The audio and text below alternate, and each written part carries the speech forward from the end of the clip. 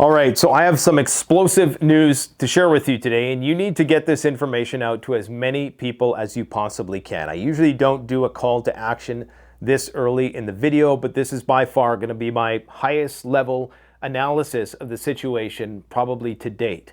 And it's imperative that you do whatever you can to help trigger that algorithm to get this information out to more people. I'm going to be going all over the map and showing you why everything appears to be converging in September of 2025 in terms of the acceleration of hostilities on multiple fronts, all coinciding and coalescing into one giant fustercluck of World War III hostility. In the East, we have China and Taiwan. September to November is that period of time where an amphibious assault across the Taiwan Strait is feasible due to the weather. You also have on September 2nd, Xi Jinping meeting with Vladimir Putin to commemorate the defeat of imperialist Japan. Now, why is September 2nd significant? That just so happens to be the day that Trump's 50-day ultimatum expires, in and around that day anyways. If we move to the NATO versus Russia conflict, within that 50-day time frame, a lot is going to be happening. Friedrich Merz, the Chancellor of Germany, has now committed unambiguously to the delivery of long-range weapon systems for Ukraine to use to strike deep inside Russia. Okay, did you hear me correctly? Germany is going to be providing long-range weapon systems, and this is confirmed. It's happening in the next few weeks, and we're going to hear it from the horse's mouth today. We have Keir Starmer committing a coalition of the willing of troops, aviational power, and naval power to the Black Sea within this same time frame. Okay, all of this is about to intensify and culminate into what likely is going to be some sort of preemptive strike by the Russians, who are about to do a 160,000 strong troop major big arrow offensive into multiple regions across Ukraine. The shit is about to hit the fan. Now, we're going to first hear from him. We're going to talk about why Russia is expanding its nuclear bases.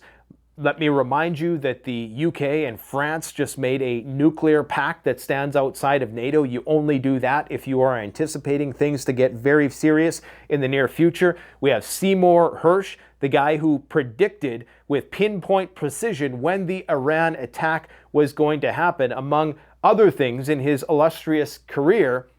Well, he is now saying that Zelensky is going to be replaced by the former commander of the Ukrainian armed forces, who currently has a cushy job in the UK. Okay, the UK and the MI6 are the handlers, and these are the guys who are orchestrating all these Operation Spiderweb attacks. Well, Zelensky, according to Seymour Hersh, who I trust, at this point you have no reason not to, he is saying that Zelensky is replaced in the next few months with a far more hawkish Zaluzny. You only put Zaluzny in power when you think that the shit is about to hit the fan. You have NATO commanders talking about how they're going to use Palantir to take out Kaliningrad.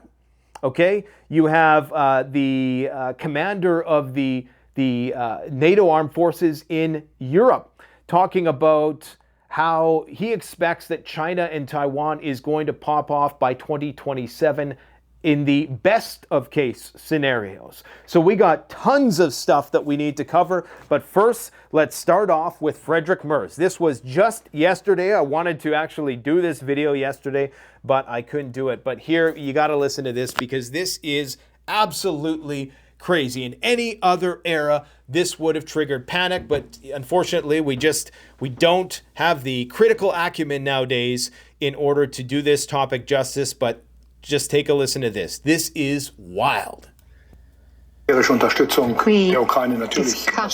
military support to Ukraine in great detail, of course, not only about air defense, but also capabilities for Ukraine to use deep strike systems to better defend itself, or rather, as we call them, long-range fires.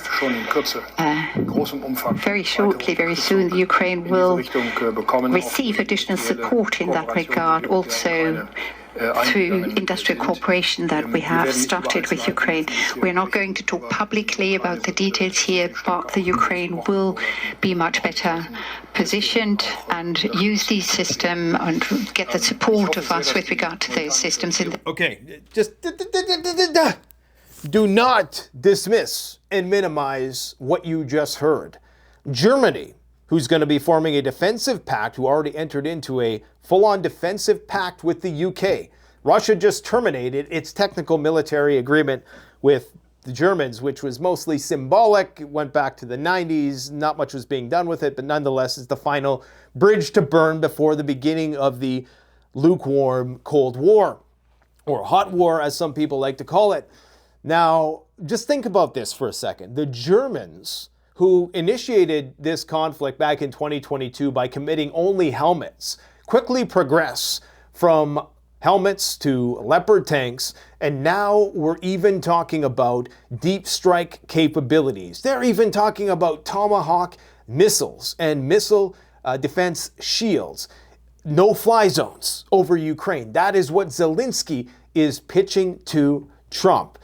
People really need to stop and think for a moment. If somebody were to tell you this a few years ago, would you not be taken aback and wonder how we are not currently sizzling under the irradiating mushroom clouds that should have been triggered by now were it not for the extreme stoic patience of Vladimir Putin? We better hope that that guy doesn't get taken out, because if he does, the next person who assumes the role is going to immediately strike. In fact, the spokesperson for Putin, Dmitry Peskov, for the first time agreed with Dmitry Medvedev when Medvedev said that we need to do a preemptive strike, which is crazy because it doesn't get closer to the seat of power than Dmitry Peskov. He is the spokesperson for Vladimir Putin. Now, Medvedev wouldn't say anything unless it was greenlit. He is kind of the id of versus the super ego of Vladimir Putin. And Peskov is usually or I guess you would say Lavrov is kind of like the super ego. He's the guy who assuages people and calms people down. And Medvedev's the guy who ramps people up. He's a devil on the shoulder. Well, for Peskov, the spokesperson of Putin, to agree with him, that says a lot. Now, here's what Keir Starmer had to say. Okay, and this is just wild that we're living in this day and age where we're approaching the final rung of the escalation ladder and nobody gives a shit anymore because of punctuated escalation and just readiness fatigue. People are fatigued by the news. The 5% of people that actually pay attention to this stuff are starting to lose interest because it's been so long since it's really truly affected them, reached out and touched them, that now that it actually is, you get the point. Let's hear what Keir Starmer has to say.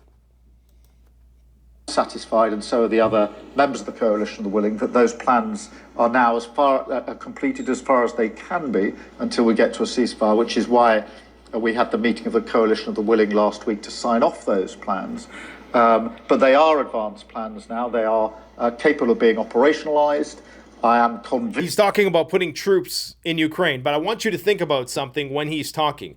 Ask yourself, why do you need a coalition of the willing and troops after a ceasefire, after a peace deal is struck? Talk about Orwellian language. War is peace. They're talking about bringing in troops when the war ends. If that sounds messed up to you, is because it is. That's not when the war ends. That's when the war with NATO and Russia begins. That we've got to this stage that it's important. We did that work now. I wouldn't want to start that work after a ceasefire because it takes time to get military plans that are pretty specific in place. We now have them in place. There's a headquarters in Paris, which has been now in place for about a month. And most importantly, and often the most difficult, we've got a command structure in place so that the plans can move from the plan stage to being operationalized. There are going to be troops in Ukraine. Okay? Do not act surprised when it happens. They're going to be striking Moscow with long-range cruise ballistic drones while troops are inside Ukraine, and we better pray that they don't push the button. Very quickly, and so that's the path as I see. If you think that's hyperbole, quite frankly, you're stupid and you shouldn't watch this channel. it, strengthen Ukraine with capability, have the lever of sanctions and further sanctions in relation to Russia to put the pressure on, get to a point where there's a ceasefire, and then ensure that any ceasefire is lasting, fair and enduring, and that's where the work of the coalition, the willing, has been so important. And as I said, they'll never call it a tripwire. They'll never call it a tripwire. Why do you think the UK and France just signed a nuclear pact right before they're getting ready to roll this thing out? He's saying that everything is being planned. The reason why they haven't done it yet is because they haven't had extensive enough planning in order to execute it. They're about to do it. They're about to put a war hawk into Ukraine's political office as the new supreme leader. Give Zelensky his pass. He did his job, but now he's basically reached his expiration date. It's all starting to coalesce right around that same time, September 2nd. Now, the Russians are saying, hey, we're inviting Donald Trump to come to Beijing for the conquest or the commemoration of the defeat of Imperial Japan. We may well see that. Unfortunately, I think if that happens, then I would expect for things to rapidly deteriorate thereafter in the same way that they did with North Korea. Right after Trump went to North Korea, and if you enter into negotiations prematurely, just because you're talking isn't always a good thing if you don't have a plan, okay? Because this is how arguments happen. This is how you reach an impasse. So long as you haven't met yet, so long as you haven't spoken yet, and this seems counterintuitive, but there's a potential off-ramp there. We can always say at the last minute, okay, let's have a phone call. But if we've already had 4 phone calls and all that's been happening is record amounts of drone strikes and a constant ratcheting up of hostilities, then we're running out of options. We're running out of runway. So let me just see if there's anything else that this knucklehead has to say. I'm very pleased that last week we got to the point of saying the military plans are now developed as far as they need to be, and we've got command structures in place so we can operationalize it. Okay, so this is very important because there's a lot of other talk around the bloc. NATO commander threatens to wipe out Kaliningrad, the exclave of Kaliningrad. According to Commander Donahue, NATO can wipe out this enclave off the face of the earth at a rate never seen before via the Eastern Flank Deterrence Line plan.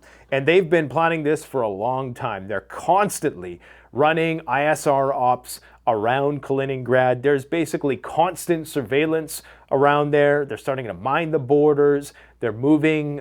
Poland is mobilizing for war within the region. They got signs up. I mean, it's like COVID. You know, they're preparing for like a 5-year thing.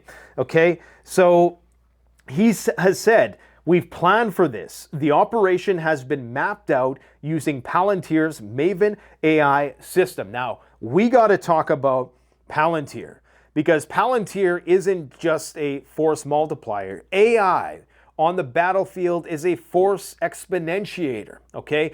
AI is going to be the future general. And what NATO is doing right now, what most people don't realize, most people don't even know what Palantir does, but you probably should, because it likely is going to be Skynet someday. I want you to imagine that you have full spectrum awareness of all the data going on the battlefield. Some of it's happening in real time. Now, it's one thing to have a technological edge over your adversary. It's another to be in a certain situation where you have full spectrum intelligence dominance. So it's like omniscience, it's like God mode, right? So you know how to put the right amounts of armaments in the right amounts of places, all optimized. A great way to understand this is, have you ever seen the movie Moneyball? I haven't seen it, but I know the plot. The plot of the movie Moneyball is that you don't need the best players on a team, okay? All you need is the right amount of attributes in the right amount of balance in order to create the perfect situation where all of those strengths and weaknesses complement one another to create a winning team that can win the championship, okay? So the same thing is with artificial intelligence. And what NATO is doing right now against Russia, I'm going to do a dedicated video on this because most people don't realize what is happening. Okay, most people don't realize that they right now are training Skynet. That's what this is all about. That's why Trump hasn't ended the war. But I'm going to save that for a dedicated video because you're going to want to be, never mind sitting it, you're going to want to be laying down for that one because that's the big enchilada. That's where this is all going. Everything is about AI in the future.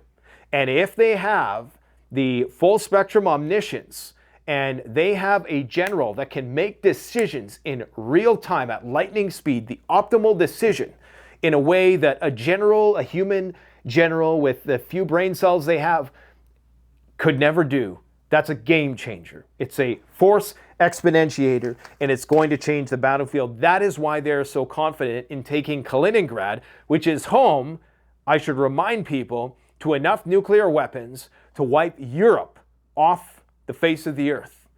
Now, if they're talking about doing that, sacking Kaliningrad, you need to expect that they're going to execute some kind of spider web, some kind of Operation Rising Lion decapitation strike. You know how I always say, if you're new to the channel, my theory is that what they're doing right now with these Ukrainian drones is that they're slowly mapping out Russian air defense in addition to mapping out Russia, period, because the AI and the Palantir vision that it uses to find its targets independent of any sort of connectivity and satellite feeds, you need to feed that data, okay? So what they're doing is reconnaissance by fire. Every drone that gets fired into Russia is more data to add to the entire data set that eventually is going to be leveraged in order to do a full-scale nuclear or decapitation strike, hopefully not using any sorts of nuclear weapons in a way which will cripple the Russian chain of command, dismantle, dead hand, so that there can't be any sort of nuclear strikes in response. That's what they're gunning for. The Russians know it, the Chinese know it, everybody knows it, everybody's waiting for fucking day X, all right? Now, Russia, like I said, is calling the bluff. We have Dmitry Medvedev saying we need to respond accordingly and strike with full force against Western civilizational superiority in reference to Keir Starmer talking about putting troops and Frederick Merz talking about the delivery of these long-range systems. And I remind you that this is no longer an ambiguous, we may send them or not. He is distinctly saying they're going to send them. They're saying they're not going to send the Taurus yet. What does it matter if they're going to send something that is superior? Either way, it's about data collection. In fact, you even have the Ukrainians boasting about how they're now going to allow the West to come on and test your weapons. It's a hotbed for testing foreign weapons. Well, it's all about collecting data. That's what it's about. And Russia and China don't have an equivalent. China isn't in a war. China can run all the simulations it wants. But until you're actually in a combat scenario where you're managing the manpower and materiel, until you're there in that environment, you are at a distinct disadvantage. Russia is at a disadvantage in that they have not been able to effectively suss out all these NATO countries that they would have to counterstrike if they were to engage in a full-scale war, all right? Whereas NATO has that distinct and creeping advantage. Now, Russia has recently been conducting nuclear drills. This is not something that is necessarily, this is that general that's saying they're going to wipe Kaliningrad off the face of the earth. They are currently running their Yars nuclear missile drills. Let me see if I have any video footage of that for you today. So many videos, so little time. These drills are very commonplace. These were scheduled drills, so it's nothing in and of itself to be overly concerned about. However, I will say that in light of the current tumultuous circumstances, that this is very concerning, and you should also be aware that these mobile launching platforms, unlike the stationary Minuteman missile silos in the United States, these are mobile. So when these things, as soon as shit starts hitting the fan, these things get on the move so that wherever those initial strikes we're targeting, unless they have some, full spectrum Starlink, and this is Palantir that's going to try to neutralize these things, because that's a possibility. These things are mobile. They can travel hundreds of kilometers a day. They could travel probably 50 to 100 kilometers by the time that we first launched our missiles, well clear of where they might be targeted. But of course, Palantir brings a whole new dimension to this kind of warfare, okay? Because if it is possible to continuously track these things and neutralize them, as they attempted to do with Iran, and I think that's why this is a trial run. And remember, you have to train an AI. It's not enough to just run simulations. You got to have an actual combat theater that integrates all of that info. And there's a lot of surprises coming. That's all I'm going to say about that, all right? So as I indicated, Dmitry Peskov had essentially co-signed what Medvedev said, which was, I think, a first, because typically Medvedev, let me just see if I can find the exact quote. He says, Medvedev's words are entirely understandable in a confrontational atmosphere. So he kind of qualifies it as, in if X, then Y type thing. But that is massive, massive news, okay? So here's what UK Defence Minister John Healey has to say, just to add more data to support this theory that shit's about to go down. He says military and command and control structures have been agreed upon for the future multinational forces in Ukraine. The task of these forces will be to strengthen Ukraine's defense on land, sea, and air. In 12 months, a 3-star multinational command headquarters will be established in Paris. And when the forces are deployed, a coordination headquarters will be set up in Kiev. So they already have a plan for this. It's just a matter of when they're saying a year. But, there has to be an element of surprise here in order to implement this at all without the plan being interdicted by the Russians. It will ensure the safety of Ukrainian skies by using aircraft to provide support. They're going to fly their aircraft inside Ukraine. Okay? You think this is going to fly with the Ruskies? I highly doubt it.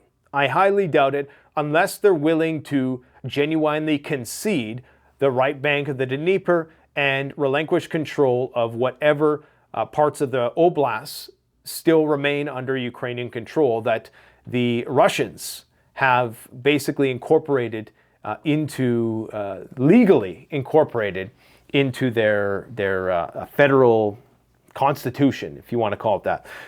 They've basically brought these 4 oblasts. They now look at them as being a part of Russia. So they would have to make some legal changes in order to say that, to redraw the lines. Now, that's not beyond the realm of possibility.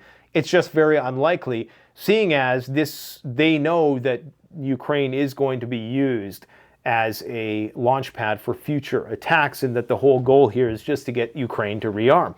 They may be cool with that if it means avoiding nuclear Armageddon. Let's hope so.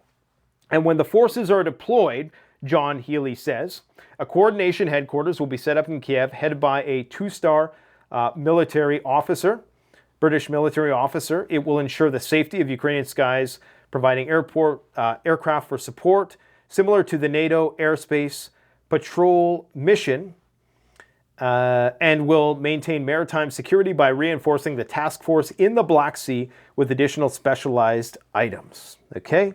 Again, this is like war and peace on a whole other level.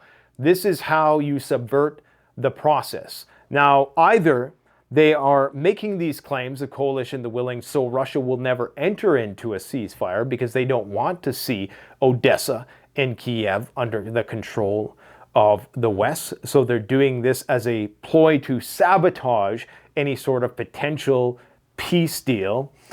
Or this is just the official launching point for the real World War III, where you have Eastern soldiers looking across the street to Western soldiers. And remember, Zaluzhny is en route. According to Seymour Hersh, the U.S. may force Zelensky to go.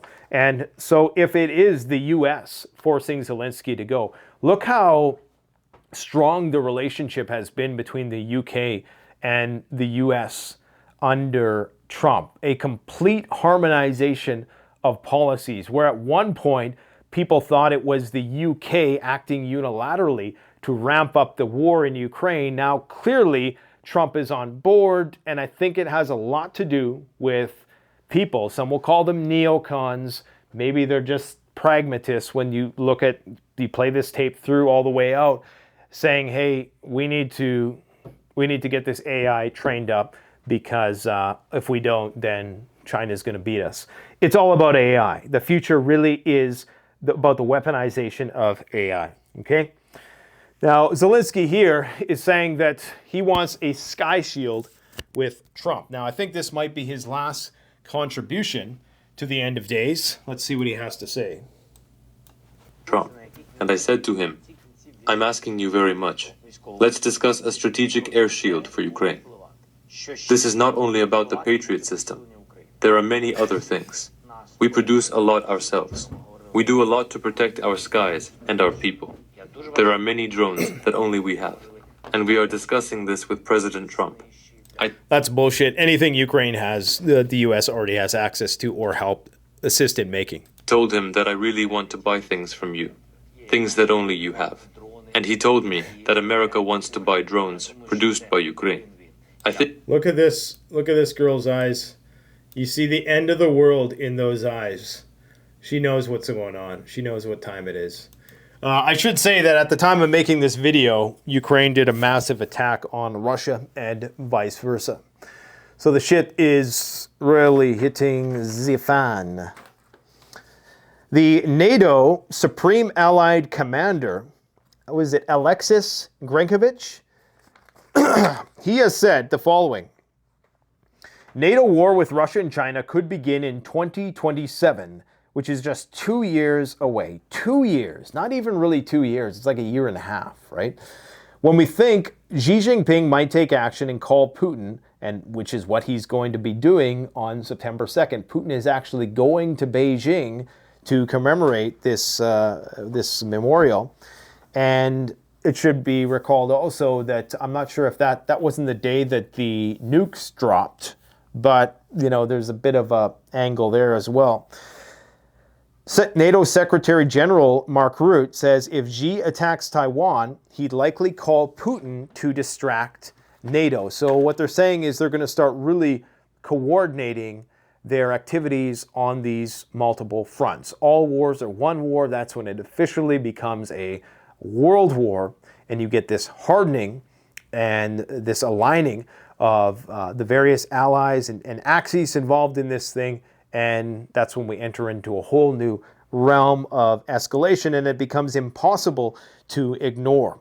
A major Russian offensive may be imminent. Russia's Ukraine offensive appears to be getting ready to be triggered at least before, I mean, it would have to start at least next month, I would presume, because the way that these things take time, it always seems like it's always a grinding offensive. Apparently, there's 160,000 troops amassing near Pokrovsk, Konstantinivka, and Kupiansk. I can say Kupiansk and Pokrovsk. I can't say Konstantinivka. Russian strike warnings, according to Maria Zakharova, who tends to be more even-keeled. A part of the Russian Foreign Ministry says that Russia can hit countries allowing Ukraine deep strikes. Western forces in Ukraine are legitimate targets. In addition to that, they may target decision-making centers in Europe, which of course would trigger Article 5, which means who knows what it means. We don't know what it means because it doesn't mean that it's going to be an automatic nuclear Armageddon like a lot of people say it does. And in fact, most of the, you know, it's incredible, at least, you know, in the last 5 years from COVID, all this stuff is getting demystified. You know, people think, well, right when Article 5 gets triggered, that's it, it's the end of the world. Probably not. You know, if anything, they're probably going to do something which is much less escalatory, and they'll find a way to work around it, or, you know, but that doesn't mean that it's not going to be a mission creep towards ultimately day X. It just means that they're going to try to stall it as much as possible because they're genuinely concerned about the genie getting out of the bottle with AI. That's really what all of this is about. Now, there was a video that was released that talked all about how Russia is preparing its nuclear bases, okay? Now, I'm just going to briefly go over this. I might do a dedicated video. This is from the Business Insider. This is Robert Leslie.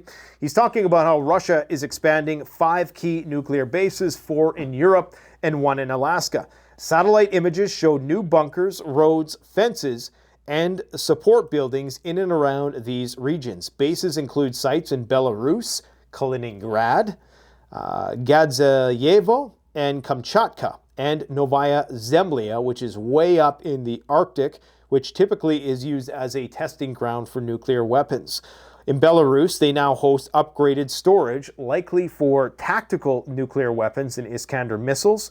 We have Gadzayevo near Norway, which shows expanded storage for nuclear submarines. In Kaliningrad, they continue to develop suspected nuclear storage with added infrastructure. At Kamchatka base, they host Russia's Poseidon nuclear torpedo and has new bunkers for the submarines. The Poseidon, I believe, can be armed up to 100 megatons, if you can believe that, which is, what is that, like 1,000 times bigger than the, is that 1,000 times or 10,000 times bigger than Hiroshima? One of those. Either way, it won't really matter. Analysts see this as part of Russia's fallback on nuclear power and conventional losses.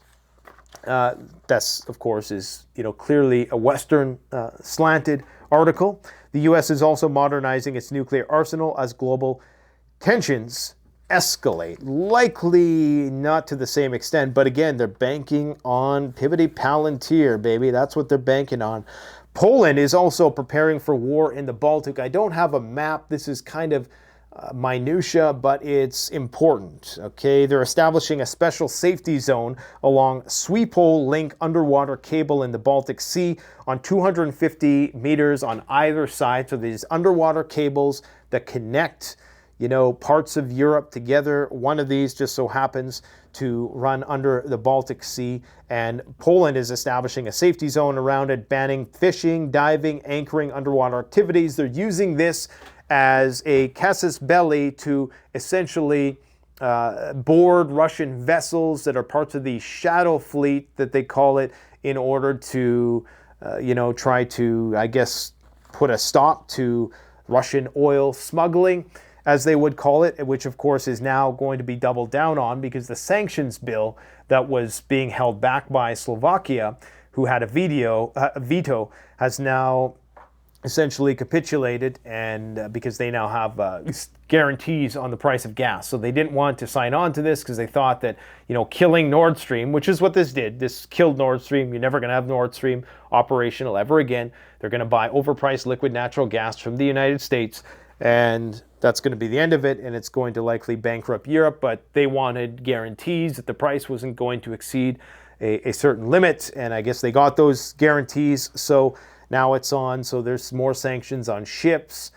This is why you see oil kind of not knowing what to do. It goes up, it goes down, because people think the Middle East hostilities are subsiding, but of course they aren't. Because here's what the Iranians have to say about what's going on there. Now, they are claiming that their intelligence, this is from Iranian intelligence now, they're claiming that Washington is just seeking talks to prepare for war and not peace. Now, while that might go up without saying, because that's obviously, after all, the perfidious antics of the West in, basically dragging Iran through these talks only to lull them into a state of complacency so they could blindside them with a surprise attack. Well, this should be obvious, but now they're making it, official that we're maintaining this heightened state of combat readiness because we anticipate another major attack from the West.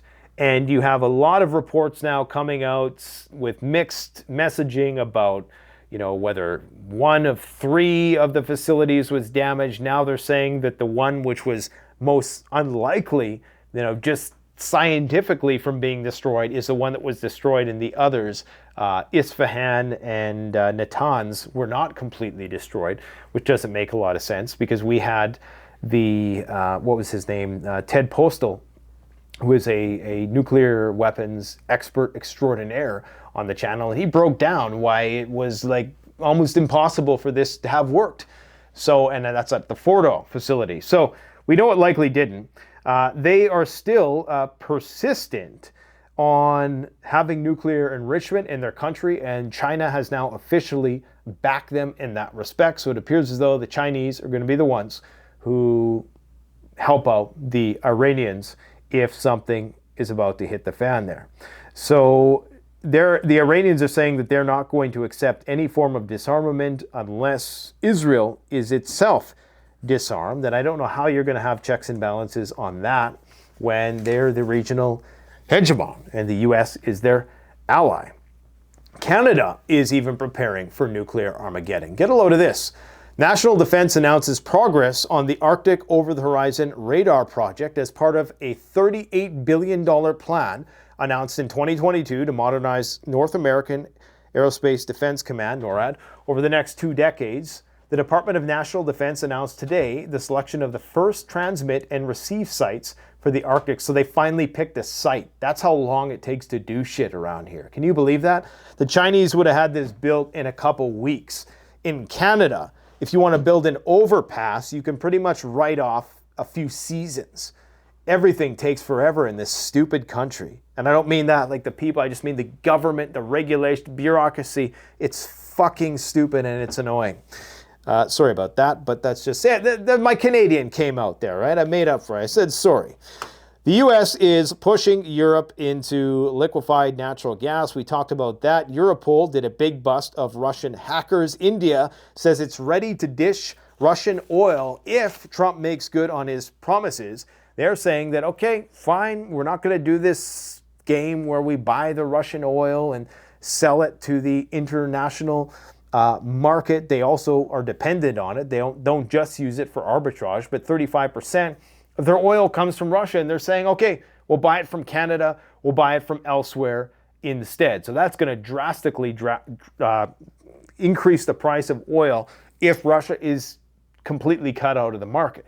Now, is that going to be the case? I don't know. I really don't know. This is the thing. All of these things are converging in fall of this year.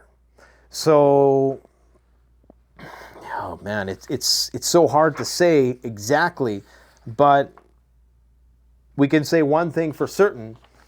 This is not going to be resolved anytime soon. When you have Margarita Simonian responding to Lindsey Graham, who basically said that if Putin and others are wondering what happens on day 51, I would suggest they call the Ayatollah. If you recall, I made the call on the day Trump issued the ultimatum that was the hidden subtext here. That was the secret message to Vladimir Putin, the veiled threat that we are going to do exactly what we attempted to do to the Ayatollah. I heard a funny joke. I think it was... what do you call those guys? The Durans.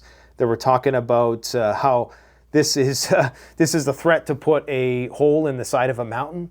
Well, they being the Israelis, did take out 80% of the Iranian command structure. So if you're going to do that to Russia, you can expect some sort of nuclear response. Anyways, chief editor of Russia Today says that if Putin and others are wondering what happens on the day, she says that the U.S. is going to hold fake talks, then try to assassinate our negotiators and bomb our capital through a proxy anyway. This stick and carrot business is harder than it looks for some.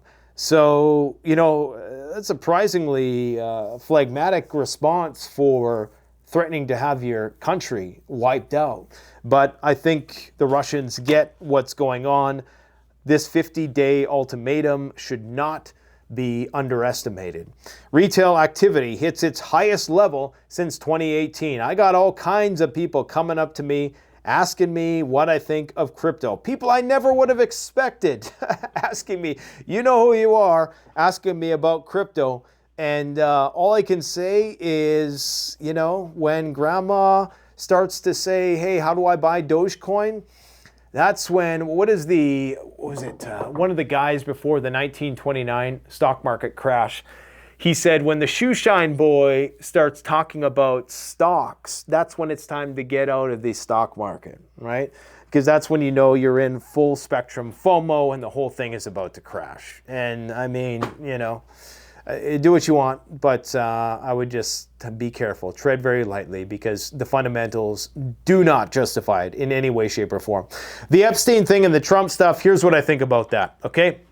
Right now, Patsy Gabbard, also known as Tulsi Gabbard, I call her Patsy Gabbard now, she came out with this thing, this whole expose about Obama and Russiagate and all this blah, blah, blah old shit in an attempt to try to detract attention away, you know, from MAGA, who is torn on this issue of Epstein and Trump, to try to bring unity back to the party. Not sure it's going to work, but it probably will, because people have a very short attention span. If they can drag this on long enough, people will forget about it, and, you know, Trump will rename another body of water and everybody will be appeased.